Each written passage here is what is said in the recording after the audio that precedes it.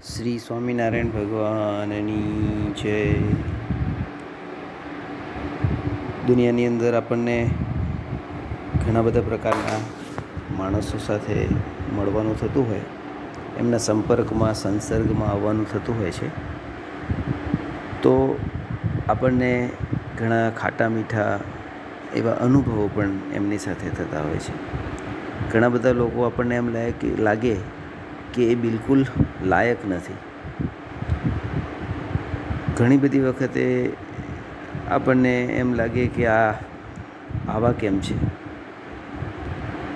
તો અહીંયા આપણને એવું કહેવામાં આવે છે કે બીજાને હંમેશા માન આપો, ભલે ને એ માન પ્રાપ્ત કરવાને લાયક હોય કે ના હોય. બીજાને હંમેશા એવી રીતે માફ કરતા રહો, ભલે ને માફી પ્રાપ્ત કરવાને અથવા માફી માટે લાયક હોય કે ના હોય.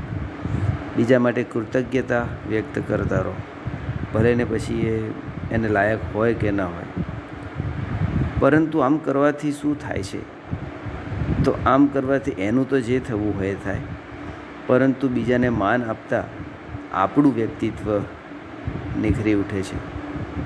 બીજા લાયક ન હોય અને છતાંય માન આપીએ, એમાં આપણી મોટાઈ છે. બીજો કૃતજ્ઞતા નથી જાણતો અને છતાંય આપણે એને માન આપીએ છીએ, રિસ્પેક્ટ આપીએ છીએ, એને કૃતજ્ઞતા એના માટે દર્શાવીએ છીએ, તો એ આપણી પ્રકૃતિ દર્શાવે છે, પ્રકૃતિ બતાવે છે. અને લાયક ન હોવા છતાંય માફ કરતા હોઈએ ત્યારે એ આપણી સંસ્કૃતિ બતાવે છે. ભારતની સંસ્કૃતિ એ માફ કરવાની સંસ્કૃતિ છે. તો તમારો પ્રેમ, તમારી માફી, તમારી કૃતજ્ઞતા, તમારું એવી રીતે રિસ્પેક્ટ આપવું, આ બધો જે તમારો પ્રેમ છે એની સામે એ આપવા છતાંય લોકો કેવું રિએક્ટ કરે છે એને ન જોતાં આપણે હંમેશા આપણો અંતરાત્મા, ભગવાન, મોટેરા સંત, એ બધા કેવી રીતે કરે, તો એ રાઈટ વે, તો એ સાચા રસ્તા પ્રમાણે, સાચા માર્ગ પ્રમાણે, સાચી રીત પ્રમાણે આપણે આપણું કાર્ય કરતા જ રહેવું જોઈએ. બીજાને માફ કરતા જ રહેવા જોઈએ, બીજાને પ્રેમ કરતા જ રહેવા જોઈએ, આપણે બીજાને રિસ્પેક્ટ આપતા જ રહેવા જોઈએ.